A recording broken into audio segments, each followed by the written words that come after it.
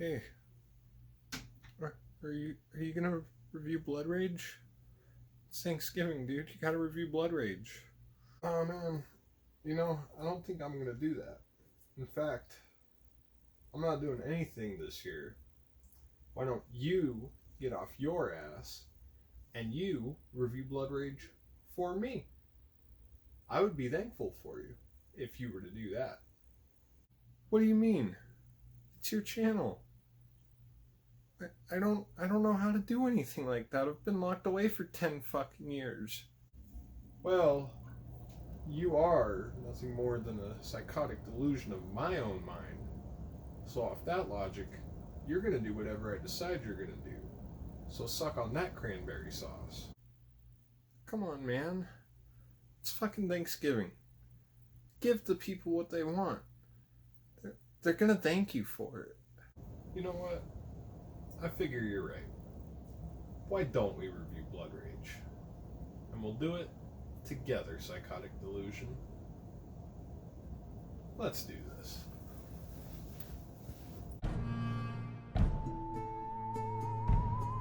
What is up, clean freaks and filthy friends alike, and happy Thanksgiving! Filthy Dan coming at you for another film discussion. Today we are going to be celebrating Thanksgiving with Blood Rage, which is a Thanksgiving-themed slasher, kind of. It's only slightly alluded to in the film, but god damn it, it's the best way to celebrate today. Blood Rage came out in 1987 after having been produced in 1982 and set in 1984. Fun, interesting date set up there.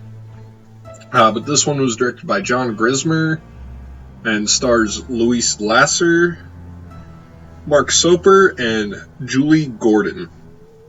And one interesting thing I want to point out real fast also is the music in this film was handled by Richard Einhorn, who had previously done the scores for Don't Go in the House and The Prowler, which are both films that I had covered last month during October. Just a fun little nod there. So the story of Blood Rage is a fairly simple story. It's actually, I think, kind of unique for a slasher in a lot of ways, but then again, anything is unique to me.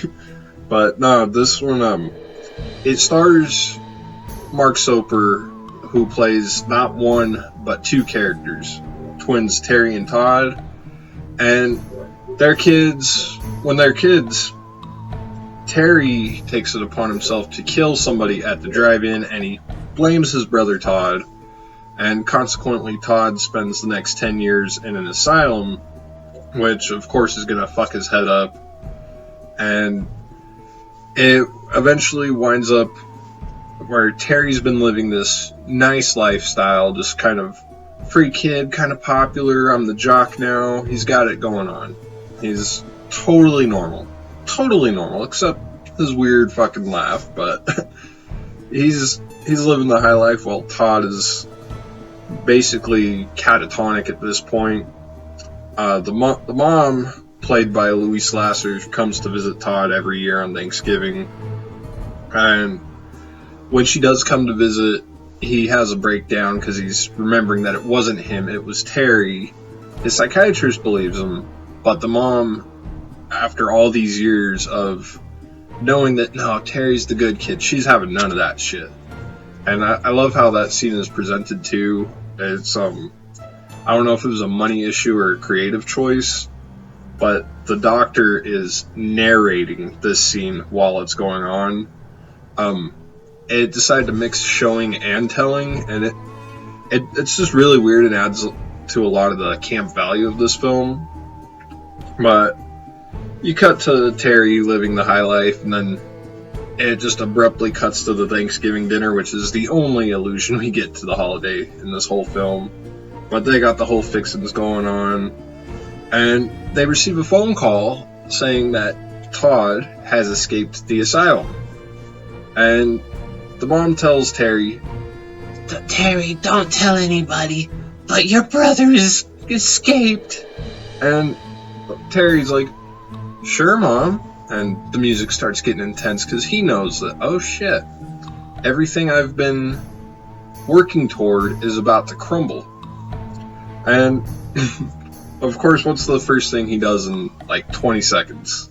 Tells everyone, hey, you're gonna meet the rest of the family. My crazy brother has escaped. But yeah, they wrap up the meal, and it was just there and gone really quick. It was just thrown in there to give it a holiday. But the other teenagers at this apartment complex they're living at are getting together, wanting to have a party. And Todd shows up, very awkward, you know. And the doctor lady shows up with I guess one of the guards from the institution. And they plan on stopping Todd before he goes crazy. Before Todd goes crazy. But yeah, ultimately Terry winds up killing a bunch of people. He kills his, I guess soon-to-be stepdad. He had just proposed to their mom. He kills the neighbors. He kills like two of his best friends. Kills the new chick who's new to the apartments. The chick that the girl was babysitting for. I mean, it's just a fucking bloodbath ensues, man. And it's funny because obviously being twins, they're going to be mistaken for each other. There's this really cool moment when, I guess not really cool, just kind of weird. This whole movie is just weird, but it's the fun kind of weird. But Todd appears, he approaches, and Terry's girlfriend is there, and she's thinking that it's Terry, and this could have been a comical disaster, but she's like, "Oh, you're stoned, huh? You get real quiet when you're stoned." And she's just talking about how I'm ready to go all the way. I want you to make love to me, Terry. And Todd's like, "I'm not Terry. I'm Todd. I've never kissed a girl before." I don't know if that scene was supposed to be played for laughs. It's probably unintentional laughter at this point, but fuck, what in this movie isn't unintentional laughter?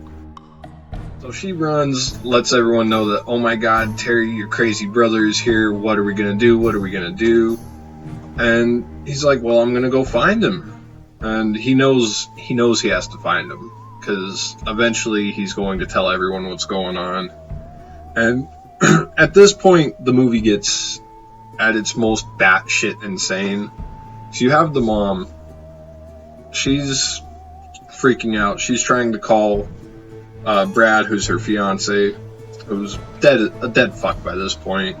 She's trying to call him, and she's talking to the operator, and she's multitasking like a fucking champ, I guess. Drinking her wine, vacuuming the floor, making phone calls, drinking wine, cleaning the stove, drinking wine, making phone calls, and she's just doing this in a fucking cycle. It's really disorienting in a lot of ways. It's like, I feel bad laughing, because I know there's people who just fucking, they lose their grip and they wind up behaving in that manner. So it's like, oh god.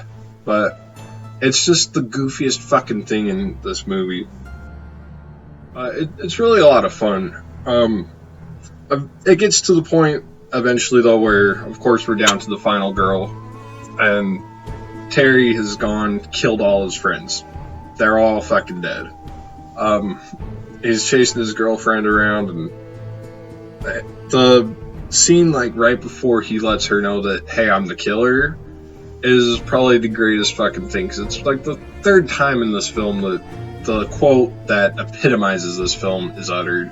It's not cranberry sauce, because he's got the machete, and she walks up like, oh my god, what's going on here? And he's like, it's Todd. He's gone crazy. He's killing people all over the complex.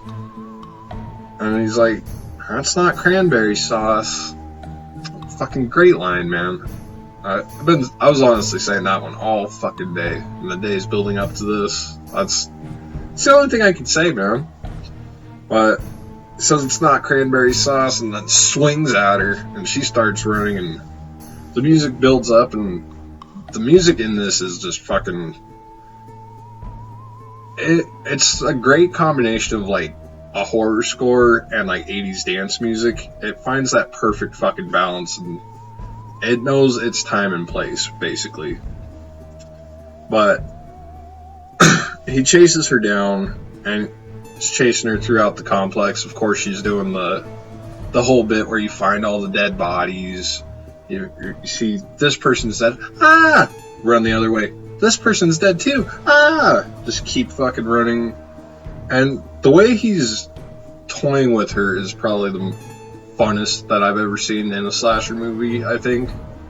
Because, like, there's a part where she eventually gets to the swimming pool, and she's sitting there, and she's got this baby who belonged to the lady who's being babysitted for her. And she's just holding the baby by the pool. She thinks she's made it. She's like, okay, we're done with this.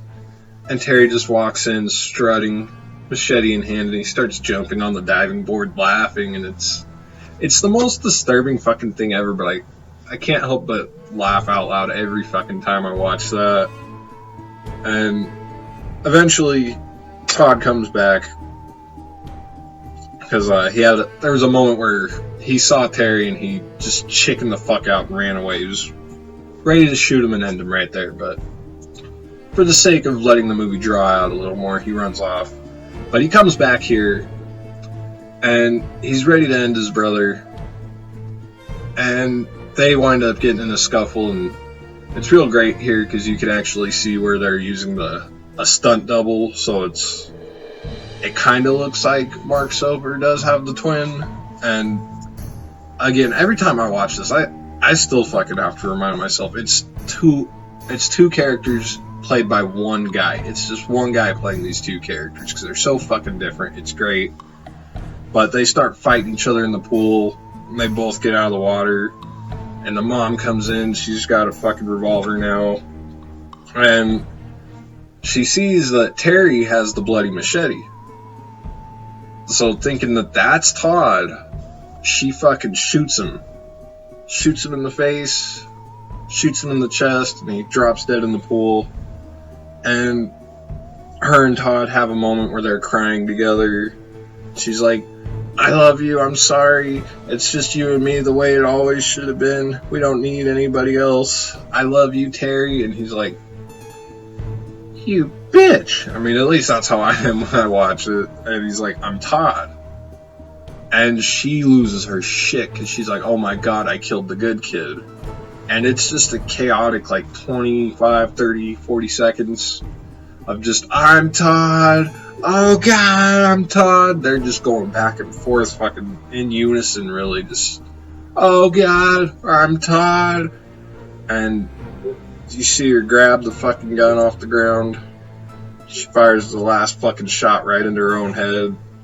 I mean, that's really one of the most fucked up endings in a movie as far as, like, a horror movie goes. I know I've said that quite a lot, but this one truly has one of the most fucked up endings I think a horror film could ever have. It's just there's a real sense of sadness to it that really just, I don't know, kind of separates it from everything else in a lot of ways. That whole familial destruction going on, and that's one thing that just really, it's rough, man. But yeah, the movie just kind of ends there. But yeah, the acting in this film is not the greatest. It's cheesy. Like, it's serviceable acting for the most part. I would say that Louise Lasser is probably the best acting performance in here, and she's like out of her head in this fucking movie. But she seems to be one of the few who really knows what kind of movie they're making, so she makes the best of the performance. Mark Soper, again, fucking brilliant playing Terry and Todd. I really get the feeling that when he's Terry, it's one actor, and when he's Todd, real quiet, quirky, I get the feeling that that's a totally different actor, and they are real life twins, but it's just one fucking guy. That's just brilliant. And all the other actors are just kind of your basic stock 80s actors that you would get in a slasher, like the girlfriend, the slutty girl, the two friends, honestly, Artie and I forget the other guy's name every time, but Artie and the other dude, they look so much alike. I fucking hardly ever tell them two apart. But yeah, they're all just kind of there to get killed, and it's really a lot of fun with the acting and characters here. Again, Louis Lasser and Mark Soper probably are the best as far as actors go in this film. Everyone, like I said, everyone else run of the mill. And again, the music in this film, I briefly talked about it. The music in this film it's very 80s. It draws that fine line between being an 80s slasher film score and being an 80s electronic dance pop at the same time. I really have no complaints when it comes to the score. It's like the perfect score for this kind of movie. Like the movie's tone and that score, they're the perfect combination. It's like the movie's tone is peanut butter, the score is jelly, and they come together and you get fucking blood rage. It's not cranberry sauce, it's blood rage. God damn it. But yeah, the music, especially during the chase scene, is where I really like it, because it's like, we're just having fun here, and you get that fucking synth heavy, fucking got that the drum roll going on. Sounded more like it was a drum machine or whatever, but the score during the chase scene is really a lot of fun. Again, this film had the weird production setup where it was filmed one year in 1982, set in 1984, but it was held for release until 1987. And on top of that, it also has title issues, which is one thing I really fucking love watching these 80s slashers, because you have various titles. The distributors have a different title idea than the guys who made the film. In the case of Blood Rage, if you're going off of what the film itself says, this movie's called Slasher. It was released as Nightmare at Shadow Woods in theaters, and of course the home video releases say Blood Rage, which is the title we all know and love this film to be today. I just love when movies do that. It's just makes it a lot of fun, especially when you're wanting to impress someone, like on a date night or whatever.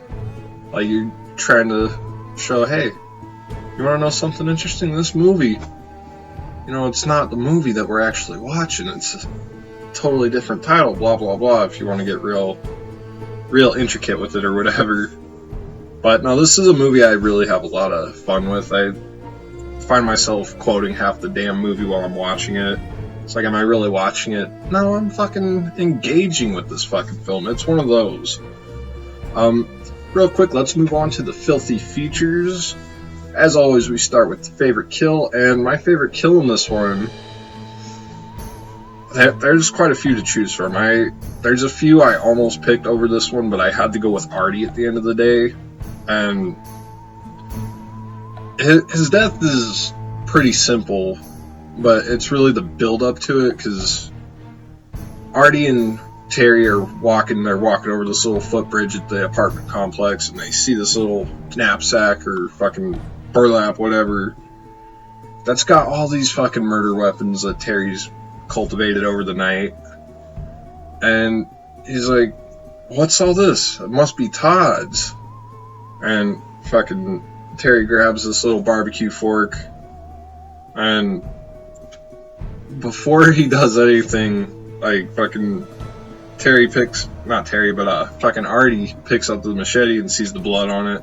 It's like, what is that? That's not cranberry sauce, Artie. Oh my god, there's Todd.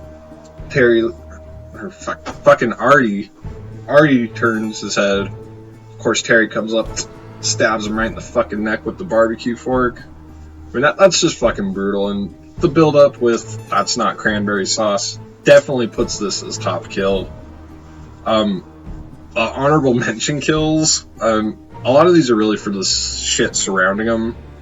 Of course, when he cuts the dude's fucking hand off and he's got the beer can and hand still moving on its own, that's a great kill. And the fucking effect we get later where we see his head split and the brain matter, that's just fucking rough, man.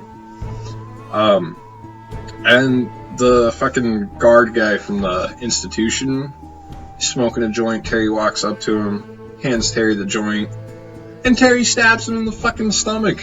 Like, steals the fucking joint, stabs him. It's like, you're one messed up motherfucker, Terry. Put that shit in reverse. Anyway, let's move on to the Smutty Sightings, shall we? Now, there's a good amount of smut in this film. Of course, we get at the drive-in. It wouldn't be a drive-in if there was no sex to be had in your parked car. Well, we get this dude and his girlfriend there going at it, and dude gets fucking killed right there. And the chick runs out of the car all naked. We get to see her ass for a few seconds while she's running. That's another one of the great fucking comical moments in this film. And when the slutty girl, I forget her name, I want to say Andrea. I think it's Andrea. When she's taking a shower in one scene we see, and it's just because she's trying to take some practical makeup effects off of her face, but she's taking the full body shower. You know, we get nice lingering glimpse there. Fucking definitely an engaging moment of the film for sure. And then shortly afterwards, her and not Artie or Terry, they're fucking on the diving board, and of course they get killed right there by Terry. And then we see their naked bodies in the sauna. So it's a good amount of smut in this film for sure. Definitely give it a high five on the smut factor for sure. Anyway, in closing, I would say that Blood Rage is definitely a film that you should watch if you're a slasher fan. It's definitely picked up a following in the last few years. I know it was definitely through Killer Flicks that I became aware of this one, and I'm like, well, that looks like a fun 80s slasher film. Let's check it out. And boy, did I fucking love this one. It's really nice because we don't have a whole lot of Thanksgiving slashers to choose from. This is one of them, even though it only alludes to it for a single scene. But damn, it capitalizes on it enough to where this is the ultimate Thanksgiving slasher. Forget about Thanksgiving, forget about Home Sweet Home. Blood Rage, or slasher. This is the ultimate Thanksgiving horror film. And again, it's one that I definitely recommend to anybody who's a slasher fan. If you love that campy 80s slasher, this is the film for you. If you love the holiday themed slasher, this is the one for you. If you just love a stupid movie you could eat popcorn to for 80 minutes, Blood Rage, dude. As always, thank you guys for watching. Please be sure to like and share this video and stab the fuck out of that subscribe button if you haven't already. Let's keep pushing to 100 and get there by the end of the year. And that'll help you keep up to date with all the filthy content that I've got coming out on this channel. Be sure to tune in tomorrow for the first official episode of In the Flesh, where we're going to be talking about the whys and hows of horror. You'll see what that is come tomorrow. And after that, be sure to tune in over at Jason Knight's channel, where the Stream Demons, myself, Jason Knight, Chris Snyder, Destiny Faulkner, and Matt Fauci are going to be watching Friday the 13th Part 4, the final chapter. That's going to be a lot of fun. Don't want to miss that one, guys. And if you're feeling extra filthy, go ahead and leave a comment down below. Are identical twins always bound to having one being the evil twin? Let me know what you guys think about that. Some scary shit. As always, stay filthy.